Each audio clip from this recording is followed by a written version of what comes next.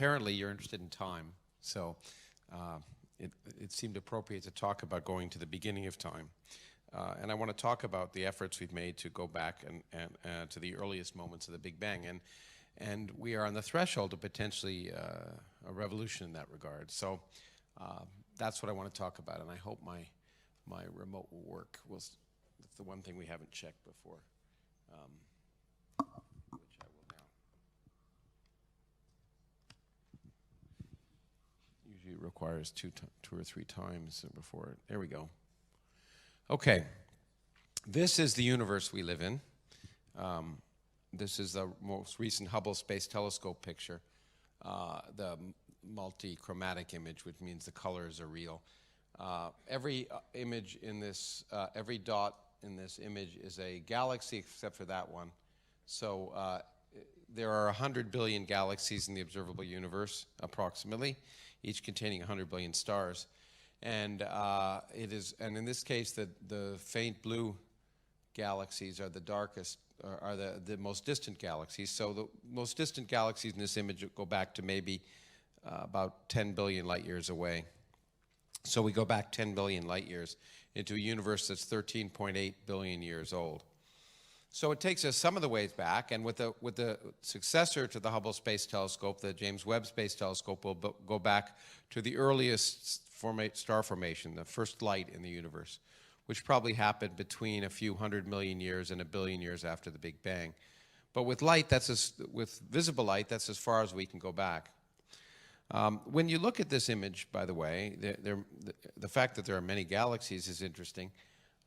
You might ask, where is this picture taken, which direction? And it doesn't really matter, because the universe is the same in all directions, roughly the same number of galaxies and the same in all directions.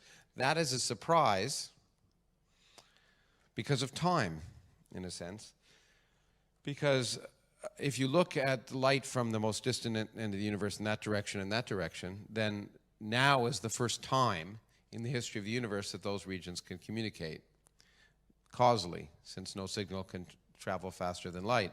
So if now's the first time that they could causally communicate, the question is, how do they know to be exactly the same? That's been a puzzle that has driven much of the theory in trying to understand the early universe. Why is the universe the same in all directions? And we'll come back to that, perhaps, because we have an explanation that we can test.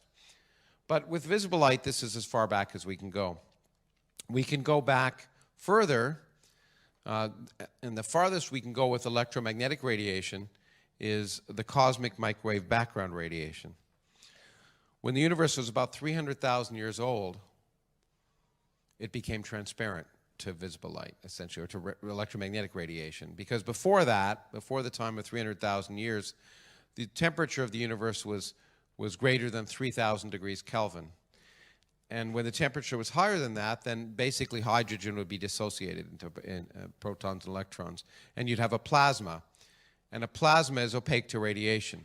So the universe was opaque to electromagnetic radiation, and then when it cooled below 3,000 degrees, hydrogen combined became neutral, and the neutral matter became transparent. So we can, just as my laser can go out as far as that wall, when we look out, we can see back to a wall, essentially, the moment when the universe became transparent, and the radiation that was emitted from that surface we call the cosmic microwave background, because that radiation, which was a temperature of 3,000 degrees, has now cooled to a temperature of 3 degrees approximately, and that radiation is in the microwave band. It was discovered by accident in 1965 by two people who didn't know what they were doing, but they won the Nobel Prize anyway. You don't have to know what you're doing to win the Nobel Prize, you just have to do it. Anyway, this is an image of that cosmic microwave background. And it has false colors. The colors represent temperature. So you can see that it's hotter in some spots and colder in some spots.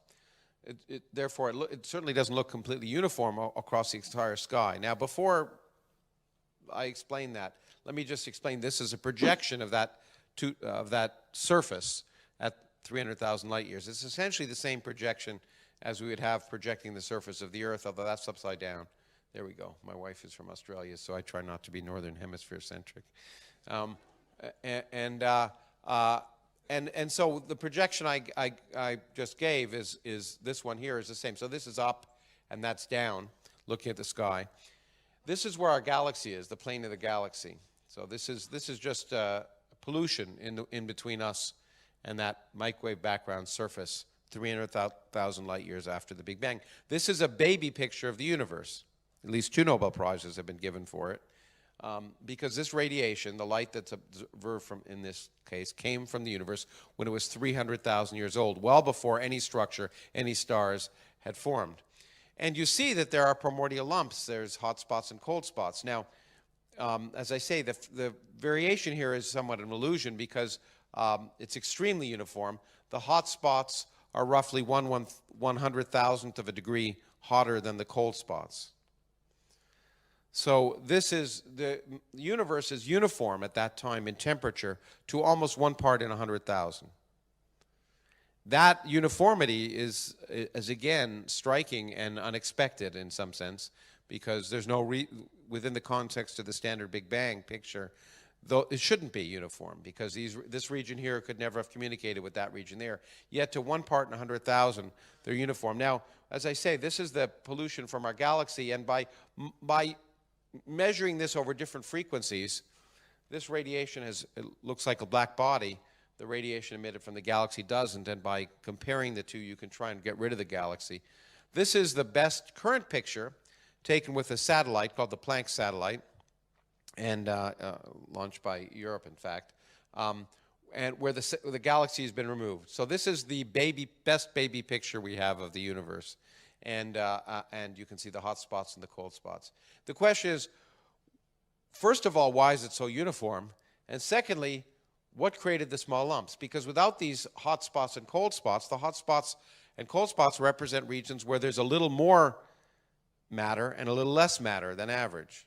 Without that, there'd be no structure in the universe today. If the universe were exactly uniform, then there'd be nothing around. But the regions actually, in this case, the cold spots, represent regions where there was a little excess of matter, and that matter would collapse to form all the stars and galaxies and aliens and everything else in the universe. So that these would later on to form basically all the structure that I showed you in that other picture.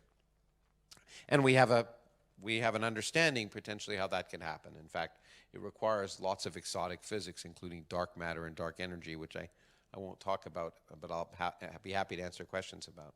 But this is as far back as we can see, 300,000 years after the Big Bang, which is not bad, but we'd like to get back earlier.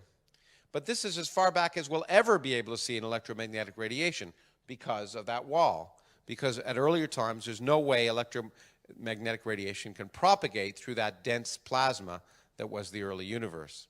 If we want to look back to earlier times, we have to look for a signal that can propagate from the earlier times to today. And that means we have to look at some sort of radiation that is less strongly coupled to matter than electromagnetism. Okay? And of course, what we use is gravity, because gravity is by far the weakest force in nature. And we use a signal from gravity that was first predicted by Einstein in 1916, which is the fact that because, of course, general relativity tells us that space and time depend upon the nature of matter and energy within the universe. And that relationship, the fact that matter and energy determines the nature of space and time, which then determine the evolution of matter and energy, that nonlinear relationship is what makes general relativity more complicated than Newtonian gravity. But because matter and radiation affect the properties of space, every time I do this, I'm curving space around me in a time-dependent way. All of us curve space around us. But when I curve space in a time-dependent way, I produce a disturbance. And it's essentially the same as the disturbance that Maxwell first wrote down when I shake an electric charge. I produce an electromagnetic wave. I produce a disturbance in electric and magnetic fields. When I move a piece of matter around, I produce a disturbance in space and time, in the fabric of space and time, and it propagates out at the speed of light. And we call that a gravitational wave. Einstein called it a gravitational wave. He actually predicted it in 1916. In 1936, he wrote a paper saying he was wrong. He submitted it for publication. He'd moved to the United States at that time. He submitted it to an American physical journal. And it was rejected because it was wrong, actually. He was very upset. He wrote to the editor saying, turns out in Germany he'd never been subjected to refereeing before. And he wrote to the editor saying, I sent this for publication, not to be refereed. And you should try that. Anyway, but happily, it turns out that the error was discovered. He discovered the error again before it was published, so that erroneous paper never appeared. But eventually, that prediction came true. And in fact, the gravitational waves do this. If this is a gravitational wave coming out of the screen, then what it represents the fact is that when there are many gravitational waves moving throughout this room right now, and as they move throughout the room, the distance between the walls gets a little bit shorter, and the distance between the floor and the ceiling gets a little bit longer, and it oscillates back and forth. And these are occurring right now all the time, but gravity is so weak, when I do this, I produce a gravitational wave. But the gravitational wave is so weak that we will never measure that. It is a challenge to measure gravitational waves. This is the two-dimensional version. This is the three-dimensional version of three-dimensional animations have no information, but they look good. Anyway, so this is meant to hypnotize you, I think, as I talk. The question is, can we measure these? And it is truly amazing that anyone ever thought we'd be able to measure these. Because while we'll never measure gravitational waves from my hand moving, we can look for more extreme phenomena, cataclysmic events in our universe, because the intensity, the amplitude of the gravitational waves will depend directly both on the amount of mass and how quickly it's moving. Those two factors will determine whether you'll have an observable gravitational wave. And the most cataclysmic events we can think of in the universe are the collision of black holes. Large solar mass black holes, if they exist, would produce an abundance of gravitational waves that you might hope to measure. And so a brave set of experimentalists over 50 years, 40 years, assembled what is now the largest gravitational wave observatory in the world. This is the one part of it. This is the LIGO, the Laser Interferometric Gravitational Wave Observatory. This is Hanford, Washington. There's an identical version of this in Livingston, Louisiana. And what it consists of, it's an interferometer. It consists of two perpendicular tunnels, each 4 kilometers long. And one wants to measure and very simply, if a gravitational wave comes down from above, the length of this tunnel will get shorter, and this one will get longer, and then this one will get shorter, and that one will get longer. So it's very simple. You just measure the length of the tunnels. It's not so simple, of course. What you do is you hang a mirror here, and we use lasers. We use interferometry, as I'll show you in a second. And we reflect light back and forth to try and determine the length of those tunnels. But the challenge is worth noting, and this is the reason I'm happy I'm a theorist, not an experimentalist. If two solar mass black holes were to collide in a nearby galaxy, producing the most intense gravitational waves you can expect being produced in our universe today, then we can calculate how much this length will change. And this, by the way, is a time measurement too, so it's relevant. We can calculate that if such an event happened, the length of this 4-kilometer long tunnel compared to this 4-kilometer long tunnel would change by an amount equal to 1/1000th the size of a proton. And that's the challenge, to measure a 4-kilometer long tunnel to an accuracy of 1/1000th the size of a proton. This requires the most advanced optical technology you can imagine.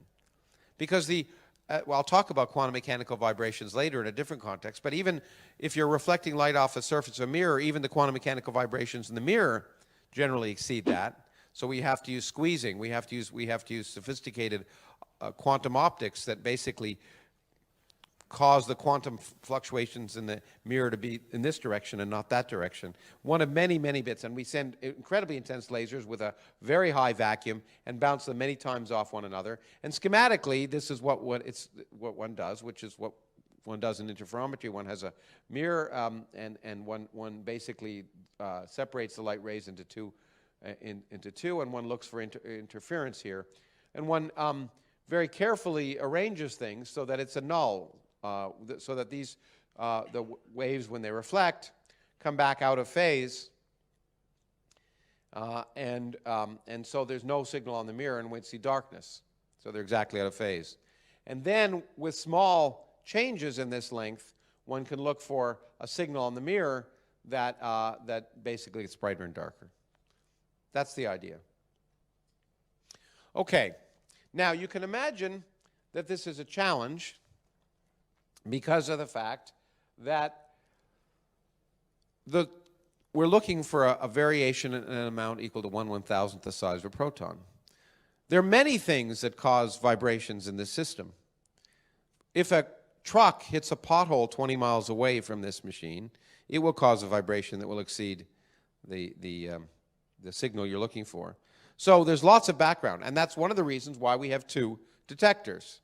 Because if a gravitational wave comes by Hanford, Washington, one could calculate it takes 8 milliseconds for it to pass through the Earth to get to Livingston, Louisiana. So we look for signals that are identical, and of course we have to have very good time resolution.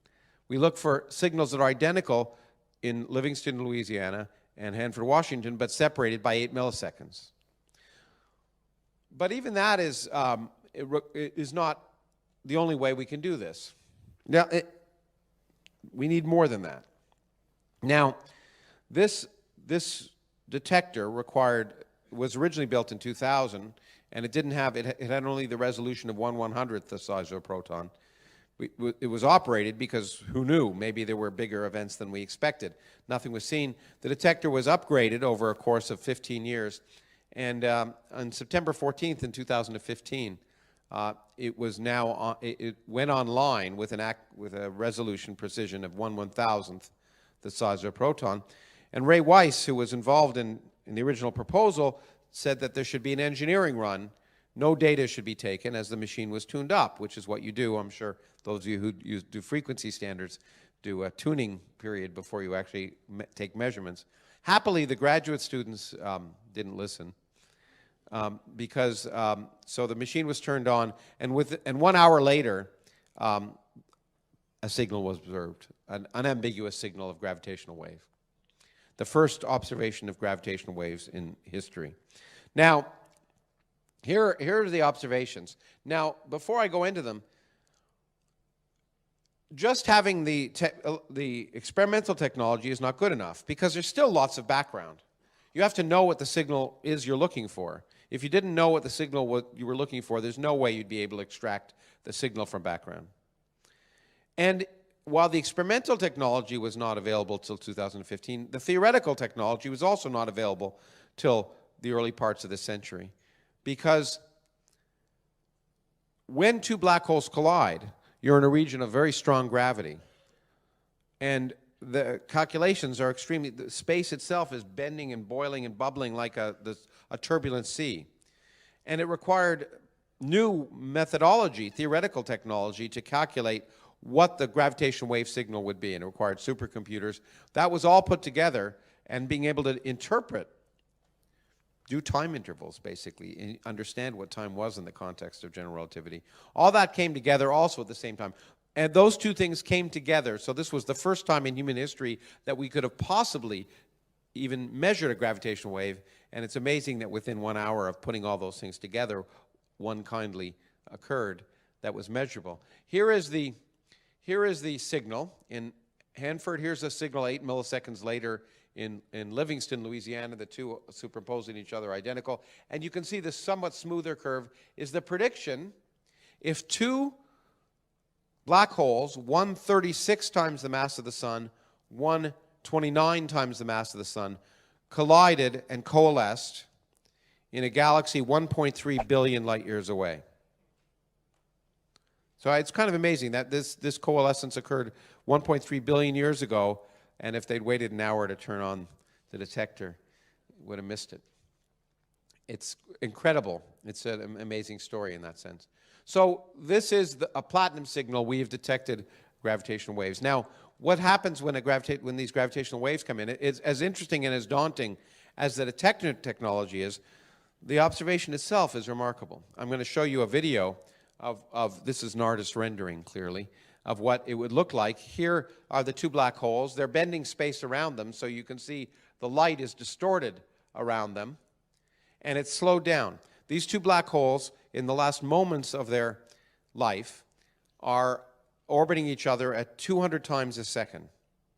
So they're 30 times the mass of the sun, orbiting each other 200 times a second. Okay, that alone is amazing. In any case, you can see what happens as they move around. This is slowed down. This is the last 0.2 of a second in the life of these two black holes. You'll see them as they coalesce. Here, obviously, they're distorting space around them. As they coalesce, at the moment they collide, you'll see the gravitational wave signal. You'll see space jitter. So look for that. There it is. It's shaped. Okay? That was the effect that later on, 1.3 billion years later, was seen here. Now, this is an amazing thing, because in that so we have a 36 solar mass black hole colliding with a 29 solar mass black hole. So what size is the black hole they form? This is an advanced audience. You should be able to work this out. 36 solar mass black hole plus 29. Well, we would think it would be 65. I'm not going to pick on anybody, but it's actually wrong. It's a 62 solar mass black hole. That means 3 times the mass of the sun. 3 times the mass of the sun is converted to gravitational waves in 0.2 of a second. Now, to put that in perspective, the sun burns 100 billion hydrogen bombs every second. Over its 10 billion year lifetime, will convert less than 1% of the mass of the sun into energy, still enough to power our civilization and everything else. So for 10 billion years, 100 billion hydrogen bombs every second, 1% of the mass of the sun. In 0.2 of a second, this collision converted 3 times the mass of the sun into energy. That means during that 0.2 of a second, more energy was emitted in that system than is emitted by all the stars in the visible universe. And more energy is emitted into gravitational waves in 0.2 of a second than is emitted into light by all the stars during that same time in the visible universe. It's amazing to think of the violence of that event, but at the same time, it was completely invisible, and it would have been invisible if we hadn't developed the technology to look for it. And we now have opened a new window on the universe. This is a new form of astronomy. It will be the new astronomy of the 21st and 22nd centuries. We're living at a time that, in that sense, that's akin to the time when Galileo first turned his telescope and saw the moons of Jupiter, opening a new window of visible astronomy. And we've heard about various people who've used that in many important ways in understanding the universe. This will reveal mysteries and aspects of the universe that are otherwise hidden, and it is amazing. But in fact, it's not the kind of gravitational waves I want to focus on.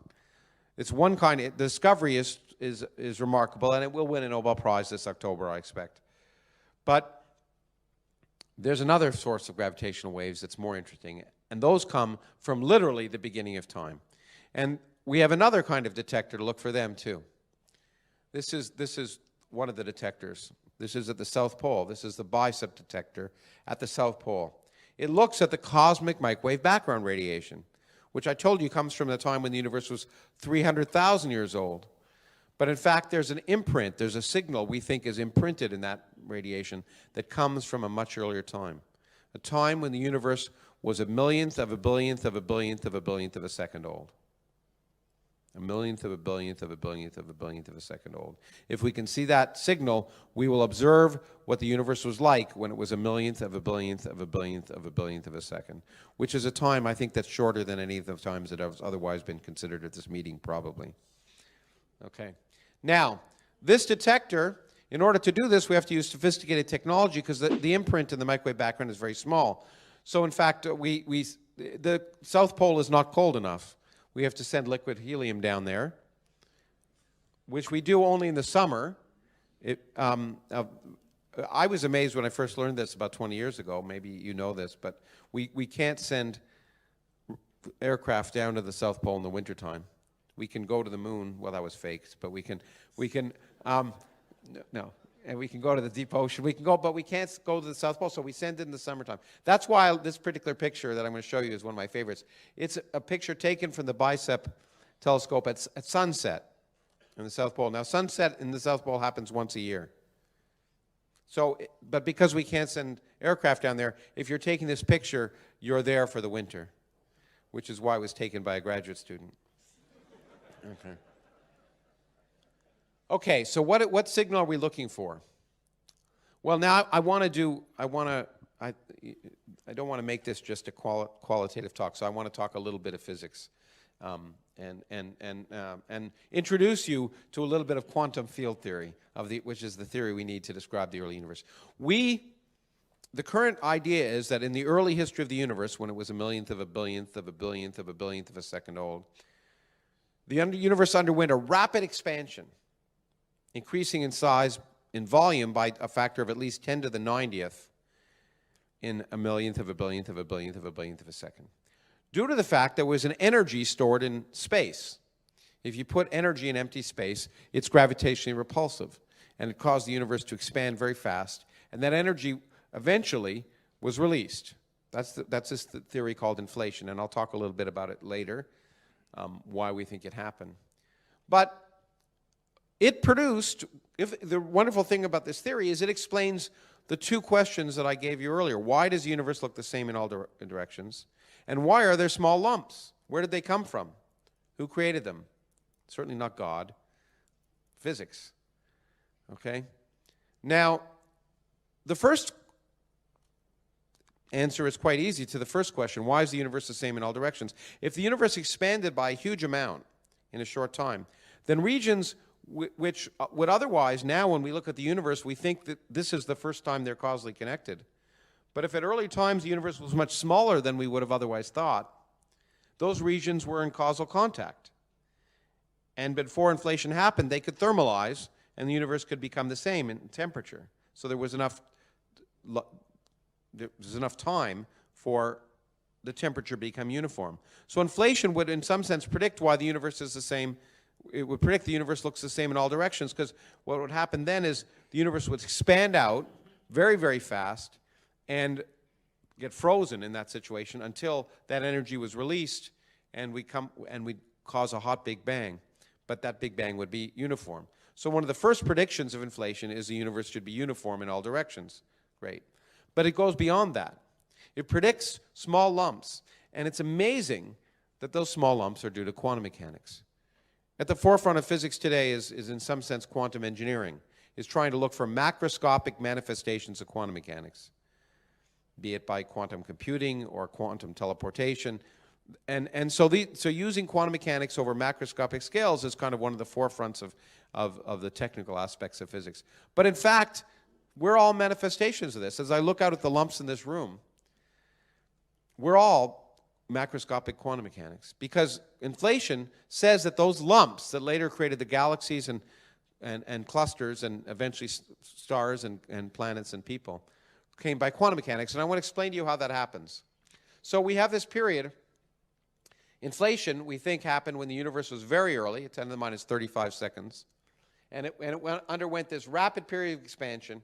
And as I say, that's why it explains things, because the standard model, the universe would have been at this time, the universe would have been the size of a soccer ball. But if inflation happened before that time, the universe would be the size of an atom. And there would have been enough time for things to thermalize over what is now our observable universe. But a rapid expansion of an entire universe is a far more cataclysmic event than the collision of two black holes. Moving the mass of our entire universe rapidly, expanding it, will produce gravitational waves. And I want to show you how. But first I want to tell you this miracle of how quantum mechanical fluctuations became us. And it's a little technical, but not too technical. So inflation happens because there's a phase transition in the early universe. when water is supercooled and turns to ice, that's a phase transition. Okay, it's a metastable state. Water below 32 degrees on the roads in the wintertime getting stirred up by cars remains water until the evening when the cars don't go by and suddenly it freezes, forming black ice, and you have accidents. That a phase transition in physics can be thought of as by something called an order parameter. Some parameter gets stuck in some metastable state and eventually goes down to the minimum of potential. And that produces a phase transition, okay? Now, in physics, we think there's a field. We can imagine fields, quantum fields, that get stuck in some metastable state. And when they get stuck in some metastable state, they store energy. And that energy density is, as I say, will cause the universe to expand exponentially. Because if you store energy in empty space, it's gravitationally repulsive, not attractive. So some field in the early history of the universe, as it was cooling down, got stuck. And if it remained stuck, we'd still be expanding exponentially, and there'd be nothing left in the universe, and the universe expansion would be so fast that nothing would have happened. Eventually, in some region, the transition happened, and that energy that was stored in empty space gets turned into, after that field goes to its new minimum, gets turned into the energy of radiation and matter, and you have a hot Big Bang. So this is a transition that's the end of inflation, turning all of that energy of empty space to the energy of everything we see. Now, what can cause that transition? Well, this is a quantum field theory, and quantum mechanics always has fluctuations.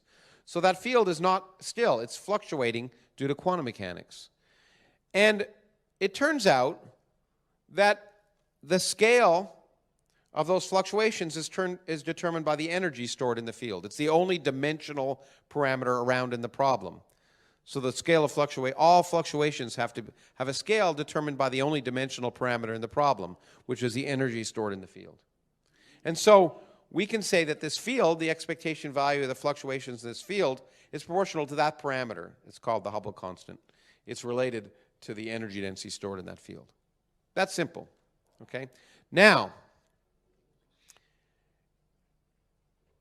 if you have a perfectly flat potential, the only thing that's going to cause that field to move is quantum fluctuations.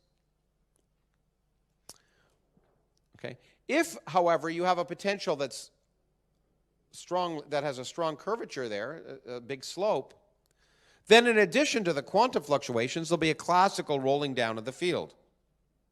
Now, what causes the density fluctuations we see in the universe today?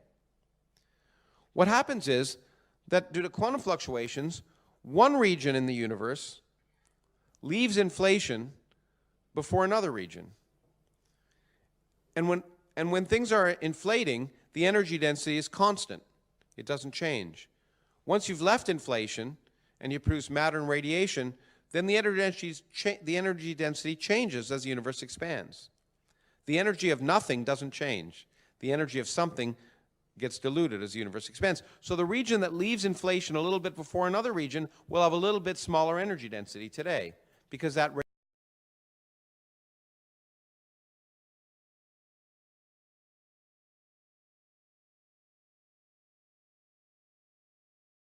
density fluctuations would be huge, because one region would leave inflation a lot longer than another, a lot earlier than another region. If there's a huge slope to this potential, then all regions of the universe are leaving inflation at the same time, and some regions will leave a little bit earlier than other regions. So if you work that out, the density fluctuations we see in the universe today will depend upon two things: the slope of that potential and the energy density in the potential. If the slope were 0, the density fluctuations would essentially be infinite, because one region would leave inflation infinitely before another region, essentially. If the slope is very large, then the density fluctuations are very small, because all regions leave inflation at the same time. This is a prediction of inflation. It will produce a uniform, basically a Gaussian distribution of density fluctuations, independent of frequency, independent of wavelength, and dependent upon only these two parameters. And so it will produce a scale-independent spectrum of fluctuations. And that's precisely what we see in the cosmic microwave background today: a scale-independent spectrum of fluctuations. So what that really means is that quantum mechanical fluctuations produce everything we see. We are a manifestation of macroscopic quantum mechanics. And that's remarkable. Now, you might say, since that agrees with the observations we make, we know inflation happened. We can't say that. Because inflation is an idea, not a theory. And it can depend upon the details of how this happens. And it turns out that if you change those details, you could agree with the predictions of almost anything we see. So a theory that can't be falsified is not a theory necessarily. And so there's strong circumstantial evidence, we think, that the simplest theory of inflation, I should say, produces exactly what we see. With fancy versions of inflation, you can produce other things. Since what we see is consistent with the simplest version of inflation, it gives us great confidence that inflation happened. But there's a way to look for an unambiguous signal of inflation, something I've been interested in for 30 years. And that is, inflation doesn't just produce these density fluctuations, it produces gravitational waves. And it produces them by the same kind of mechanism. If gravity is a quantum theory, then there must be fluctuations in space and time, as well as fluctuations in quantum fields. And it turns out that if you look at gravitational waves, they come in two helicity states, just like electromagnetic waves. But each helicity state looks just like one of these scalar fields in an expanding universe. So the magnitude of fluctuations in the metric should be the same as the magnitude of the fluctuation in other scalar fields up to constants, gravitational constants. And then it turns out that this is the strain parameter telling you what the relative change in lengths are, delta length over length, how big a gravitational wave produces as a change in length. It's proportional to this parameter, and it's scale independent. Inflation should produce a scale-independent spectrum of gravitational waves in the universe whose magnitude depends upon the energy density stored during inflation. That's an unambiguous prediction of inflation, independent of any of the details of, don't worry about that, that's just technical details, but it's a generic prediction of inflation. And it doesn't depend on the shape of the potential or anything else. So if we could measure gravitational waves from inflation, that would be an unambiguous test that inflation happened. And the intensity of the gravitational waves will depend upon the energy density stored during inflation, the scale of inflation. Okay. So this is a complicated picture from a Scientific American article I wrote a few years ago on this, and it's hard to understand, but I spent 10 hours with the artist, so you have to suffer through it. This is a brief history of time. This is looking at the universe, the first picture I showed you, the universe today. We go back in time, we get to the time where the cosmic microwave background was produced when the universe was 300,000 years old. And then we go all the way back to the earliest moments of the Big Bang when inflation happened. Now, inflation produces, we predict, gravitational waves of all frequencies with the same intensity. What will that produce in the universe today? So there are quantum fluctuations, they produce gravitational waves. But of course, let's take a gravitational wave with a frequency of 1 hertz. Okay? That wave does not start to vibrate until the universe is 1 second old. So you don't get those vibrations. But once the wave starts to vibrate, it redshifts as the universe expands. It gets stretched, and its intensity goes down. So what you have, let's say when the universe is 1 second old, you have this 1 second period gravitational wave starting to vibrate, but it gets damped out as the universe expands. Then you'll have gravitational waves of period 1 year.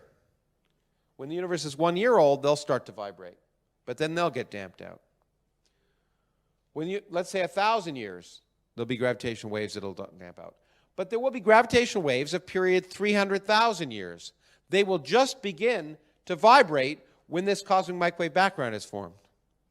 And what will they produce? They'll produce a polarization in that background. Because if I think of what produces the background,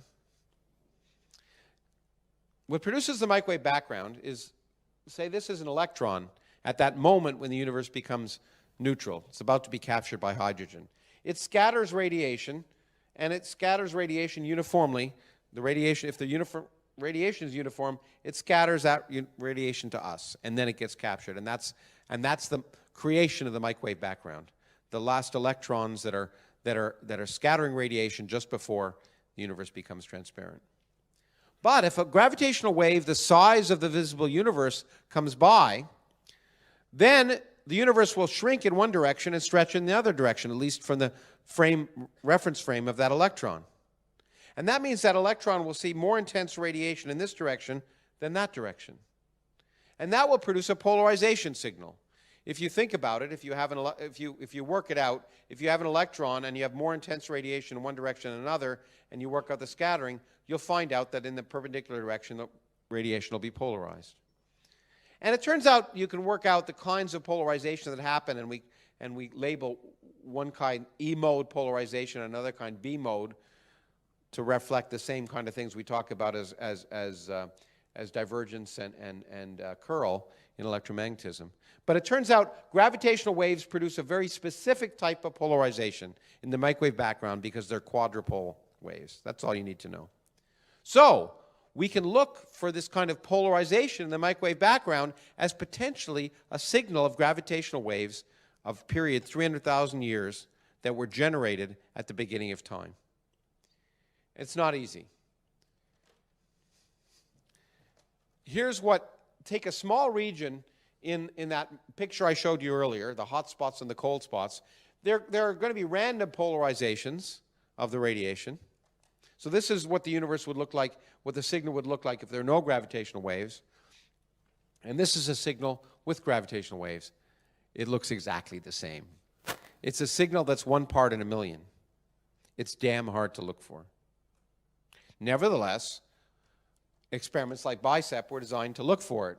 And Bicep did a simulation of what they might see looking at a small region in the microwave background, looking for these kind of snake-like patterns of polarization. This is what they said they might see if you had gravitational waves from inflation. In February 2014, they published this data.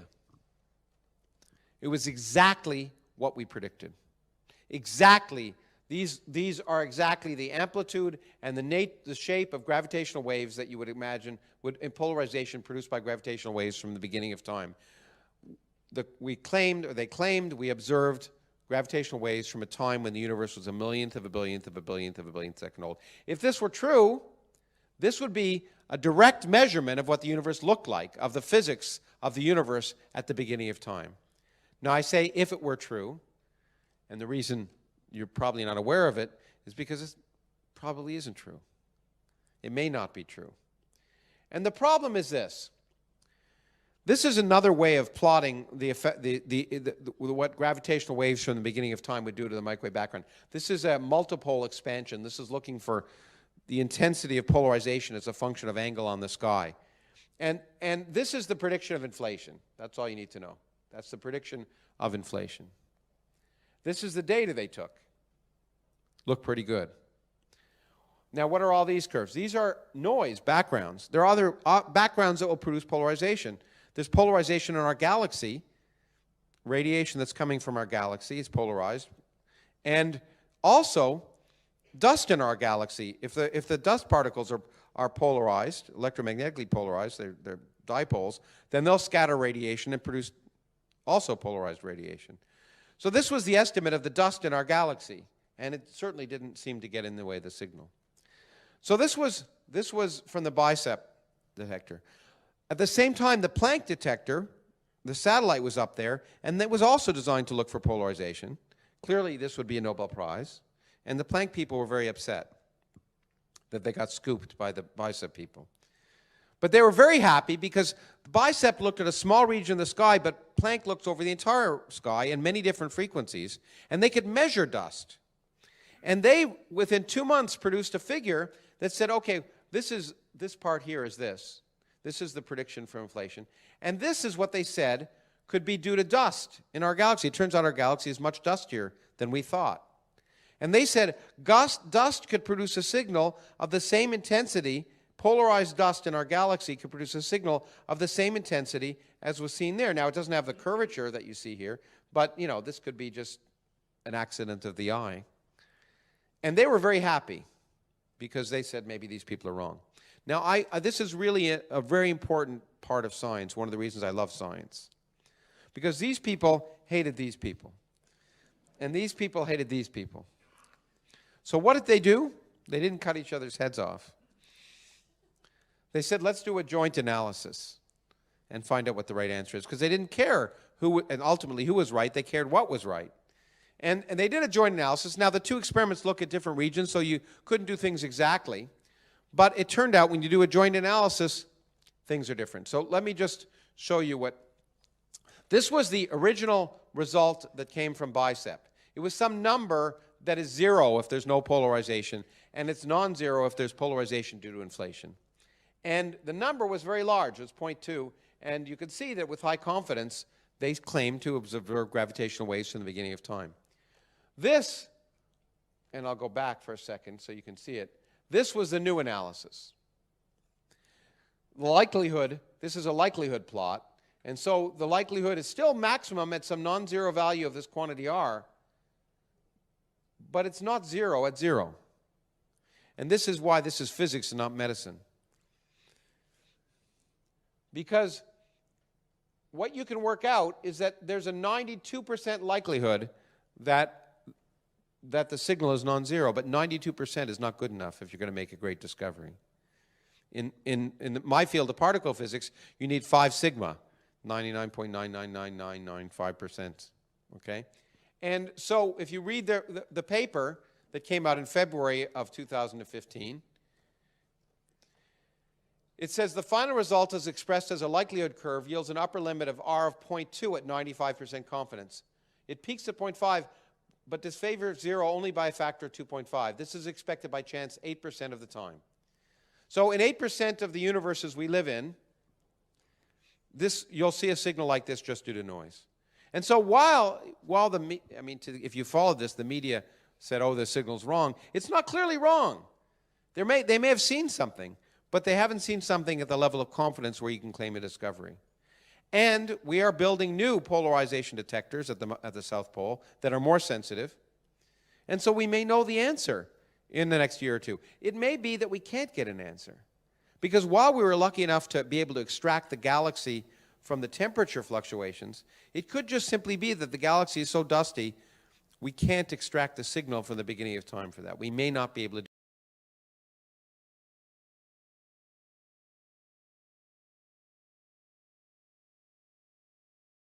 some of the implications of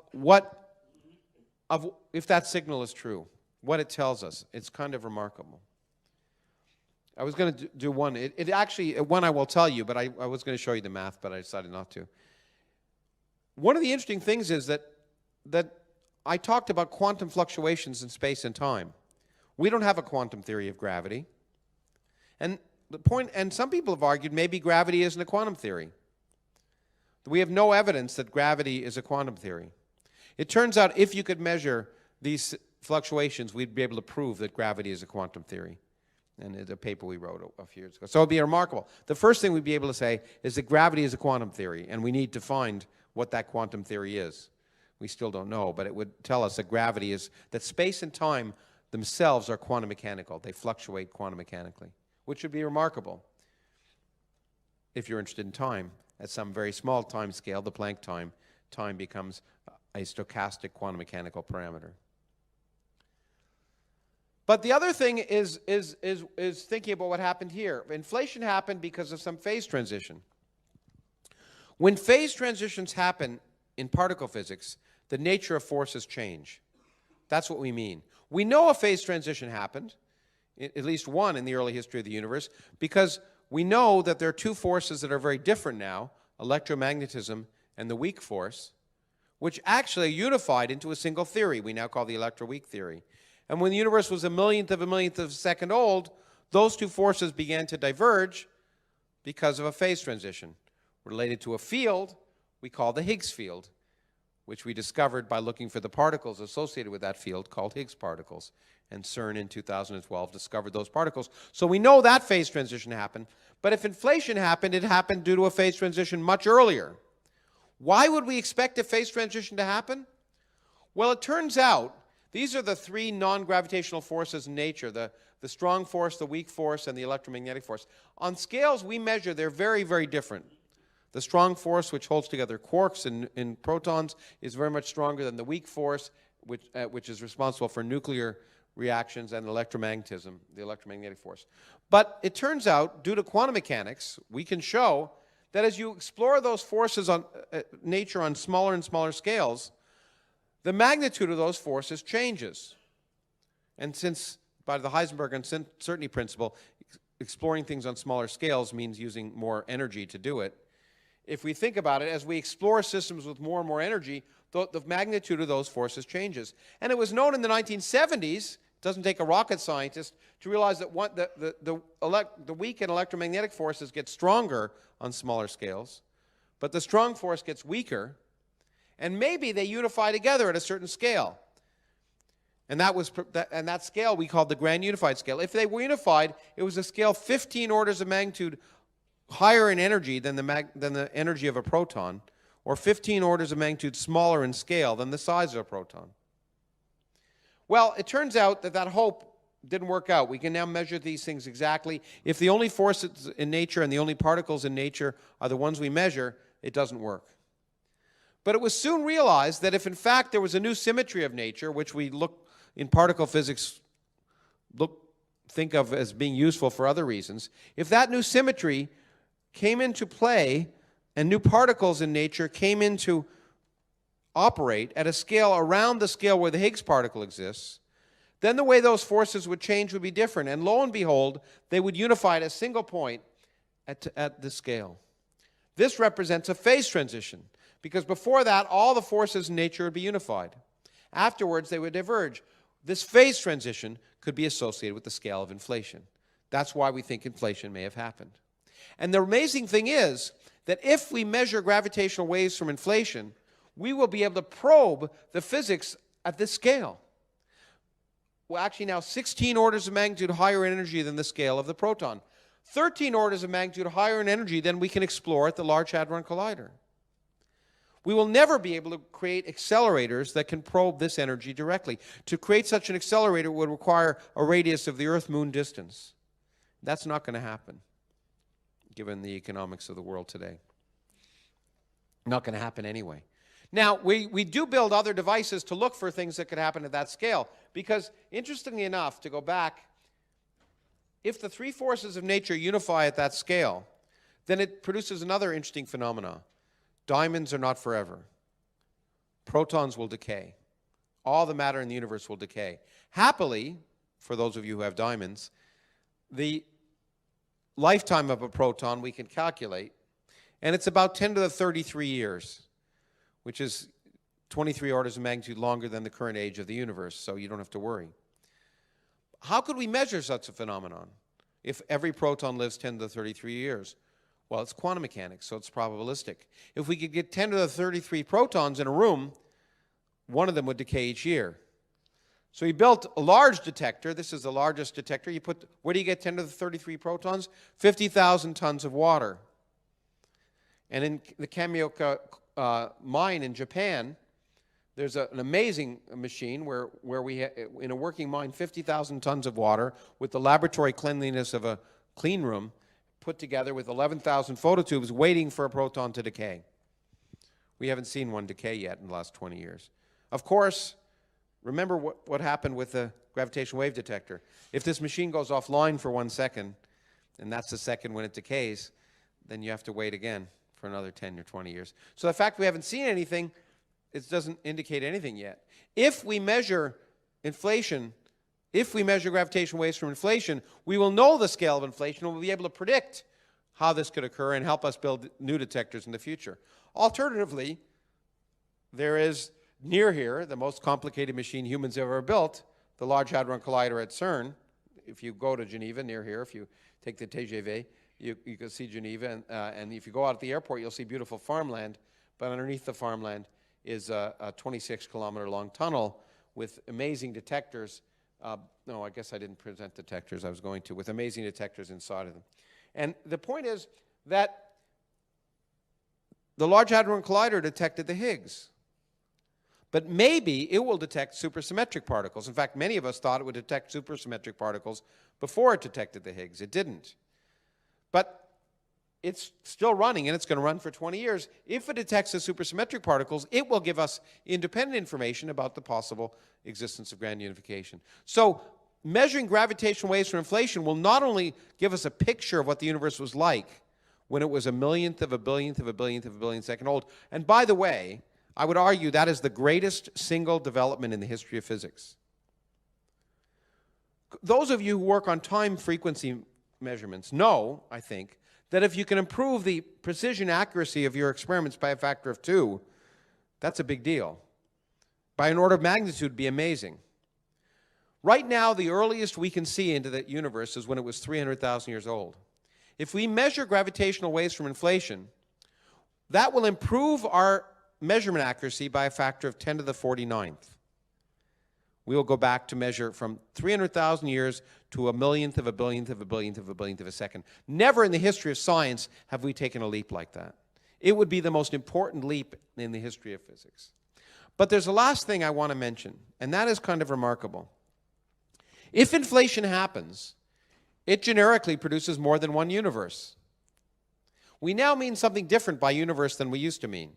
Used to, when I was a student, or maybe before when I was a student, when I was younger, the universe used to mean everything, whatever that was. Now we have a much more precise measurement of the definition of universe. The universe is that region of space with which we could have once had causal contact or one day will have causal contact.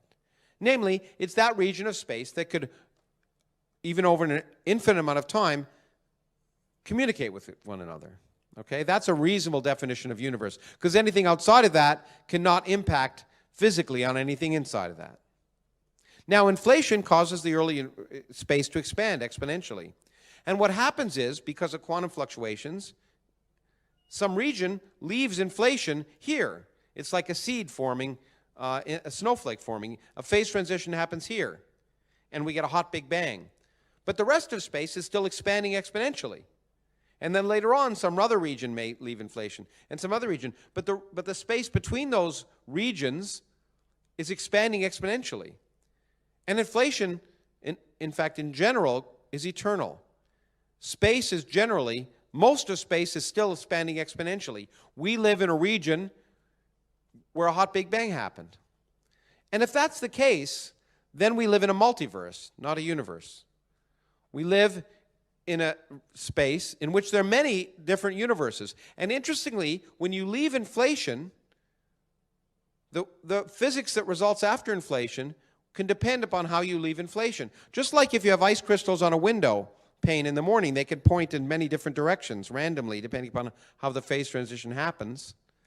When you leave inflation, the laws of physics after inflation ends, the forces can be different.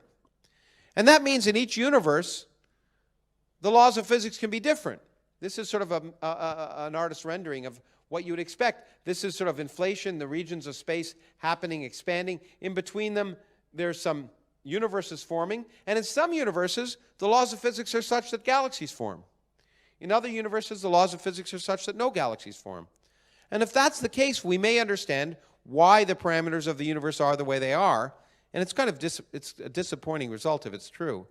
It means that the universe is the way it is because there are astronomers here to measure it. Not because it was designed for astronomers, but it's kind of cosmic natural selection. We would be amazed to find ourselves living in a universe in which we couldn't live. That would be worth a book, but no one would be around to read it. So this is I wrote about this years ago, and we've been speculating that maybe many aspects of our universe are so-called anthropic. Maybe certain parameters of our universe are just an accident. Now, this is speculative, and it almost sounds religious, and people have argued, well, it's not physics, it's metaphysics. That's true. But the important thing is, if we can measure gravitational waves from inflation, we will be able to check the model of inflation. We'll be able to probe the physics that produced our universe, and we'll be able to discover empirically if that model produces an eternally expanding universe elsewhere.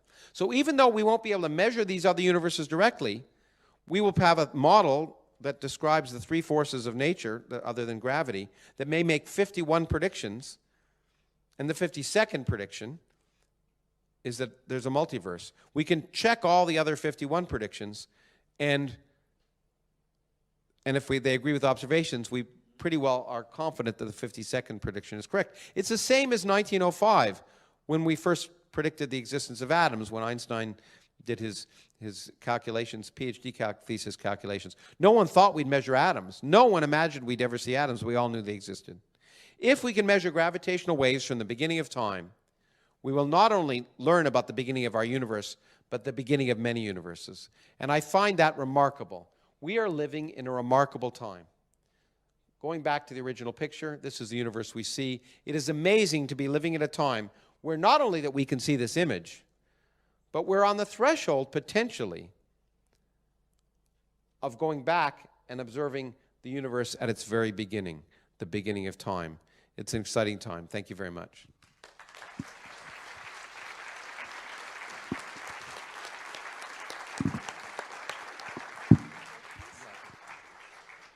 So we'll take time for a few questions.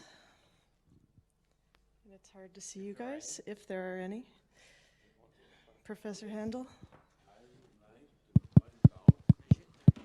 I would like to point out that here in this community, every time somebody makes a 1/f noise measurement, he does in fact perform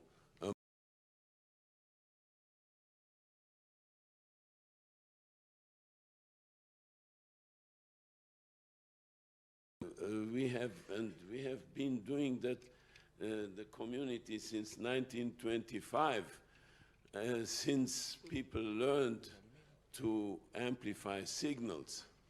And it is present, for instance, in a quartz crystal. When the elementary act of dissipation happens and one phonon is lost from the main resonator mode, then two copies are formed. Actually, an infinity of copies are formed. The one that's the crystal, and the other one is everything that's obtained with Bremsstrahlung associating the loss of that phonon. And these two interfere, and they give the observed one, as people here in the room have demonstrated for the first time.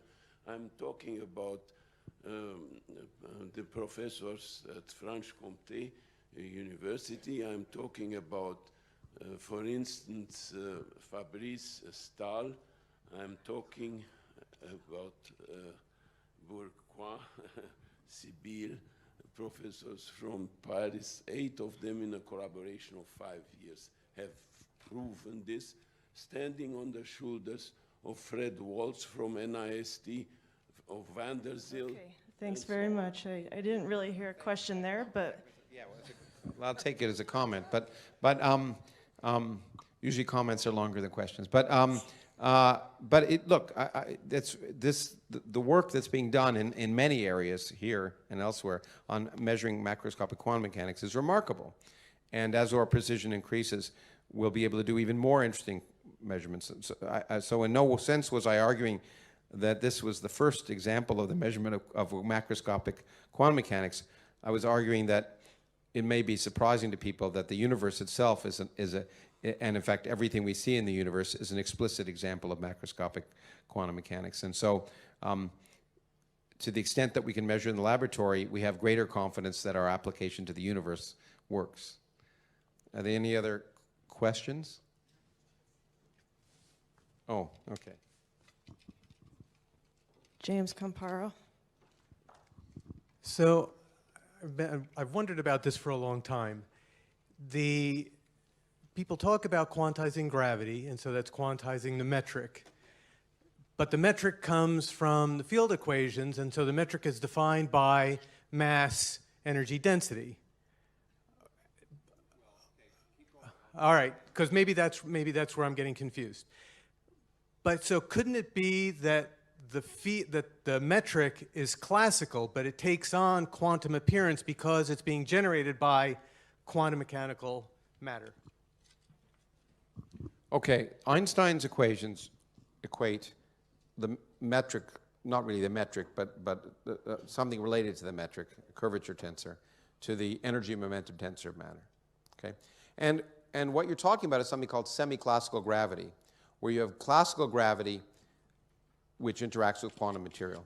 And we actually can do calculations in that domain very well. And we predict, for example, that black holes radiate. Hawking's prediction, the black holes radiate. It takes gravity as a classical phenomenon and interacts it with quantum matter. But empty space, devoid of matter and radiation in general relativity, the metric of flat space, if gravity itself is quantized, will fluctuate, even in the absence of matter and radiation. If the metric itself, the metric is a quantum mechanical parameter, it will fluctuate. And so that is quantum gravity. The problem is that when we try and turn general relativity into quantum theory, we take pure gravity, no matter, no radiation, just pure gravity, namely the metric. We get infinities. We can't do it. We don't know what the results are. And that's the quantum theory we'd like to figure out, and we develop string theory and other candidates. We don't know what the answer is. But the metric itself, if gravity is a quantum theory, the metric itself will fluctuate independent of the presence of matter and radiation. And what is exciting to me is that, and I could have shown you in 2 slides, but we've shown that if the metric does not fluctuate independent of matter and radiation, then you will not generate gravitational waves during inflation. And that's what I find very exciting. Because, and the reason, and maybe I'll end with this, but it's kind of interesting. You probably heard of Freeman Dyson. You know who he is. Freeman is a contrarian, and a lovely contrarian sometimes. And he's written a beautiful paper that shows there's no way we can measure that on Earth that gravity is a quantum theory. To do that, you'd have to measure individual gravitons. If gravity is a quantum theory, then gravitational waves are composed of particles, like electromagnetic waves are composed of photons, gravitons. But you could look for a graviton detector by making a very sensitive version of LIGO, sensitive to a single graviton, just like you can detect individual photons. He's shown that if you built a detector like that on Earth, it would collapse to form a black hole before you could make the observation. You can never do it. So he's argued maybe gravity is a quantum theory. And what I find very exciting is the universe is a graviton detector. The universe allows us to do what you can't do causally. And I find that remarkable. I mean, I actually came up with this when I was listening to Freeman talk about how impossible it was to measure it on Earth. So if we can measure gravitational waves from inflation, we will have a graviton detector, and we'll know that gravity is a quantum theory. And so that would be from my mind, a very important, because empirically we don't know. We all think gravity is a quantum theory, at least most of us do, but we don't know for sure. Maybe that's a good way to end, or? Yeah, I think so. We're running a little bit late, so let's thank Lawrence Krauss again, please.